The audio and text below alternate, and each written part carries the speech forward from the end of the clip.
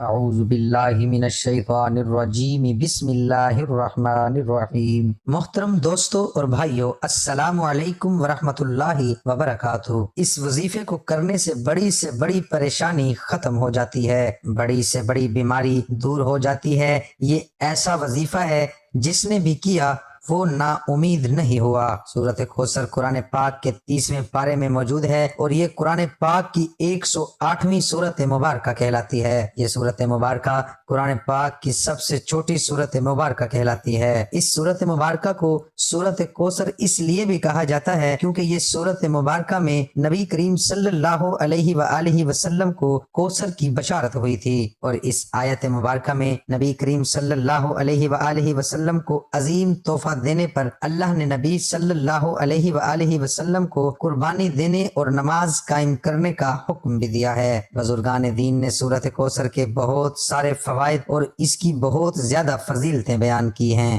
رزق کے مسائل، تنگ دستی، پریشانی، بیماری، قرض کی تنگی سے نجات اور سب چیزوں سے نکلنے کے لیے سورۃ کوثر بہت زیادہ مفید جانی جاتی ہے۔ پیارے بھائیوں اور بہنوں، آج کی اس ویڈیو میں ہم آپ کی خدمت میں سورۃ کوثر کا ایک بڑا ہی خاص، مجرب، عظیم، آزمودہ اور پاورفل وظیفہ لے کر حاضر ہوئے ہیں۔ میں یہ سمجھتا ہوں کہ یہ سورہ کوثر کا وظیفہ بہت ہی زیادہ خاص ہے۔ اس وظیفے کو آپ کسی بھی حاجت کے لیے کر سکتے ہیں، اور آج تک جتنے بھی بہن بھائیوں نے اس عمل کو کیا، اس وظیفے کو کیا، ان کی بڑی سے بڑی، سخت سے سخت حاجت بھی اللہ تبارک و تعالی نے اپنے کرم و فضل سے پوری فرمائی۔ پیارے بھائیوں اور بہنوں، آج کا وظیفہ جو کہ سورۃ کوثر کا وظیفہ ہے، آپ نے کیسے کرنا ہے اور اس وظیفے کو آپ نے کس وقت کرنا ہے، یہ سب جاننے کے لیے آپ سے گزارش ہے کہ آج کی اس ویڈیو کو آخر تک دیکھیں۔ پیارے بھائیوں اور بہنوں، ہماری اول دن سے یہی کوشش رہی ہے کہ ہمارے چاہنے والے، ہمارے سننے والے 5 وقت کے نمازی بن جائیں، اور اس کے ساتھ اگر ان کی زندگی میں کوئی بھی مسائل ہیں، پریشانیاں ہیں، رزق کی تنگی ہیں، تو وہ ہمارے ان وظائف کی مدد سے ان پریشانیوں سے نکل جائیں۔ اور اس کے ساتھ ہم آپ کو 5 وقت نماز پڑھنے کی تلقین بھی کرتے ہیں، کیونکہ کوئی بھی وظیفہ، کوئی بھی عمل اس وقت تک پورا نہیں ہو سکتا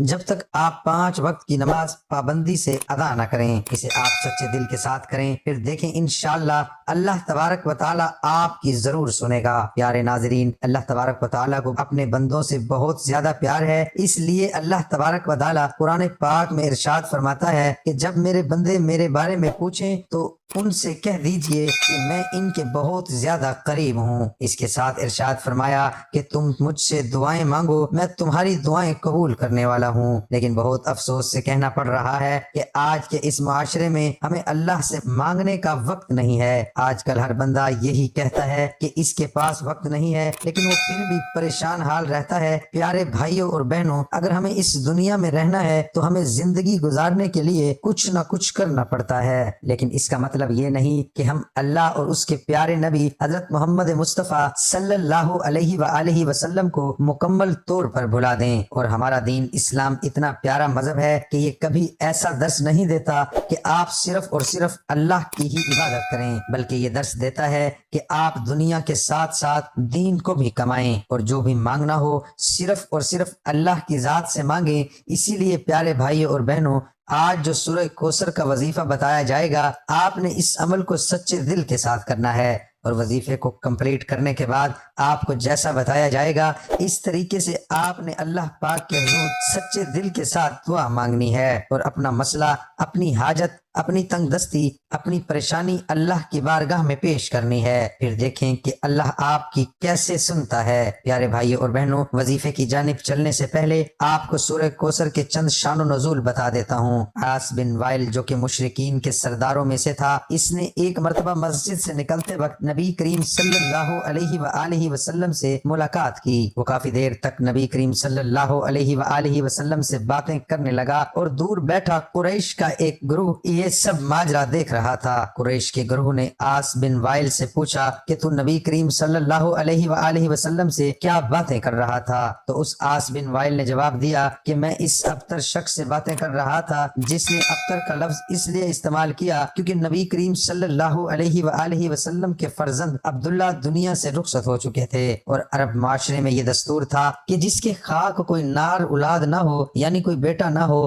تو ایسے شخص کو ابتر کہا جاتا ہے۔ لہذا قریش میں جو بھی نبی کریم صلی اللہ علیہ وآلہ وسلم کے دشمن تھے، عبداللہ کی وفات کے بعد انہوں نے نبی کریم صلی اللہ علیہ وآلہ وسلم کو ابتر کا لقب دینا شروع کر دیا۔ ایسے موقع پر اللہ تبارک و تعالیٰ کی رحمت جوش میں آئی اور اللہ پاک نے نبی کریم صلی اللہ علیہ وآلہ وسلم کو سورہ کوثر کا تحفہ دیا، جس میں انہیں جنت میں کوثر کی بشارت ہوئی۔ پیارے بھائیوں اور بہنوں، ایک روایت میں آتا ہے کہ صحابہ اکرام بیان فرماتے ہیں کہ ایک روز نبی کریم صلی اللہ علیہ وآلہ وسلم ہمارے درمیان بیٹھے تھے۔ اچانک نبی کریم صلی اللہ علیہ وآلہ وسلم پر ایک نیند اور بے ہوشی کی کیفیت طاری ہو گئی۔ تھوڑی دیر بعد نبی کریم صلی اللہ علیہ وآلہ وسلم نے اپنا سر مبارک اوپر اٹھایا اور مسکرانے لگے۔ صحابہ اکرام نے پوچھا کہ اے اللہ کے پیارے نبی، آپ کس وجہ سے مسکرا رہے ہیں؟ تو آپ صلی اللہ علیہ وآلہ وسلم نے جواب دیا، مجھ پر ابھی ایک سورت نازل ہوئی ہے۔ پھر آپ صلی اللہ علیہ وآلہ وسلم نے بسم اللہ الرحمن الرحیم کے ساتھ سورہ کوثر کی تلاوت فرمائی۔ انا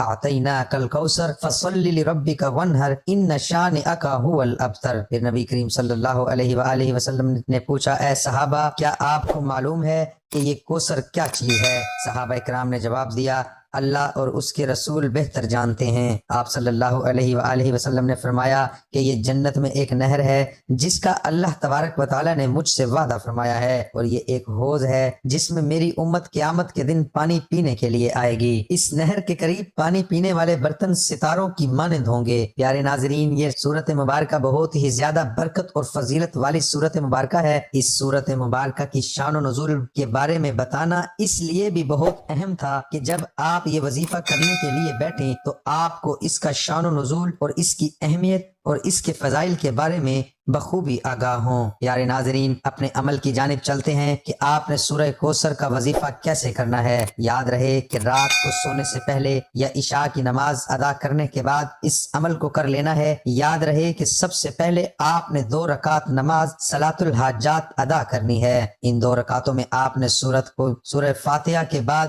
11 مرتبہ سورہ کوثر اور 11 مرتبہ سورہ اخلاص پڑھنی ہے۔ اس نماز کو مکمل کرنے کے بعد آپ اپنی جگہ پر بیٹھے رہیں، یعنی جائے نماز پر بیٹھے بیٹھے 129 مرتبہ آپ نے سورہ کوثر کی تلاوت کرنی ہے۔ بسم اللہ الرحمن الرحیم 129 مرتبہ سورہ کوثر پڑھنے کے بعد آپ نے اپنی آنکھیں بند کر لینی ہیں۔ آنکھیں بند کر کے آپ نے اللہ تبارک و تعالیٰ کی کچھ دیر تک حمد و ثنا بیان کرنی ہے، اللہ تبارک و تعالیٰ کی بڑائی بیان کرنی ہے، اور یہ اپنے آپ کو باور کروانا ہے کہ اللہ کی ذات کتنی زیادہ عظیم ہے۔ اس کی بارگاہ میں ندامت کے چند آنسو بھی لازمی بہانے ہیں۔ اگر آپ کو رونا نہیں آ رہا تو کم از کم رونے والا منہ لازمی بنائیں، لیکن آپ جو بھی عمل کریں وہ سچے دل کے ساتھ کریں۔ آپ کی پوری کوشش ہونی چاہیے کہ اللہ آپ سے راضی ہو جائے۔ پیارے ناظرین، یقین جانیے کہ جب اللہ کی ذات بندے سے راضی ہو جاتی ہے تو پھر دنیا کی کوئی بھی طاقت اس بندے کا کچھ نہیں بگاڑ سکتی۔ لہٰذا ہمیشہ اللہ سے مانگنے کا اپنا یقین بنا لیں۔ اللہ تبارک و تعالیٰ آپ کو کبھی محتاج نہیں کرے گا۔ انشاءاللہ اس عمل کی برکت سے آپ کی جو بھی جائز حاجت ہوگی وہ اللہ تبارک و تعالیٰ اپنے کرم و فضل سے پورا فرما دے گا۔ دعا ہے اللہ پاک میرا سنانا قبول اور منظور فرمائے، آمین۔